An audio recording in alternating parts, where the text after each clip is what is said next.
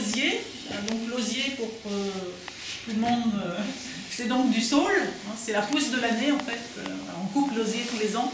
Donc la culture de l'osier, la culture du saule pour en faire de l'osier de vannerie, c'est des boutures d'une vingtaine de centimètres qu'on plante dans le sol, au ras du sol.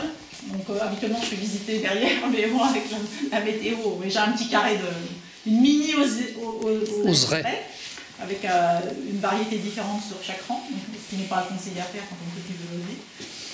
Donc les saules, il y en a plus de 300 variétés sur le sol européen, mais il n'y en a que 5 ou 6 qui sont dites de qualité vannière. C'est-à-dire qu'on peut faire de la vannerie avec à peu près tous les saules qu'on trouve sur les bords de route, dans les jardins, etc.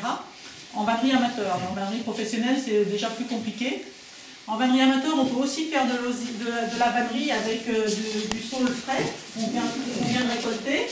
Sauf que, comme vous le savez sans doute, comme tous les végétaux, c'est gorgé d'eau.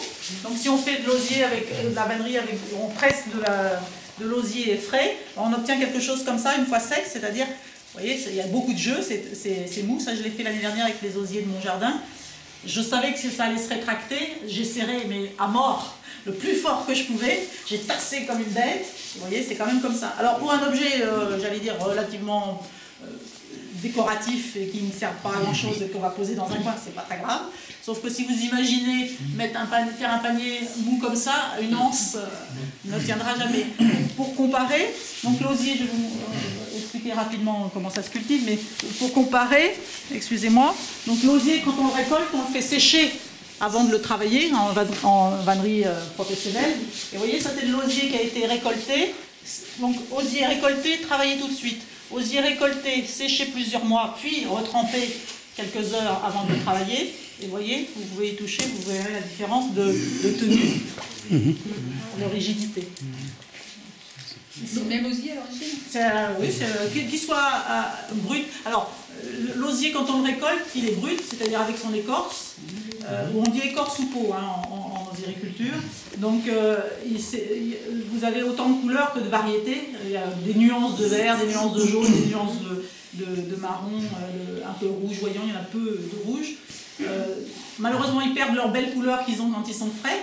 Mais voilà, on voit quand même qu'il y a des nuances de couleurs. Et dans ma vannerie, j'aime bien mélanger les différents osiers. Là, dans celui-ci, par exemple, il y a trois variétés d'osiers avec leur peau. Et celui-ci, le Purpurea helix, il est très vert.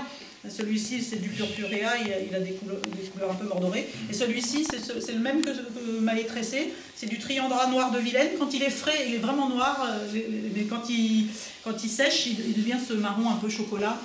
On a un peu il y en a où en entier, mais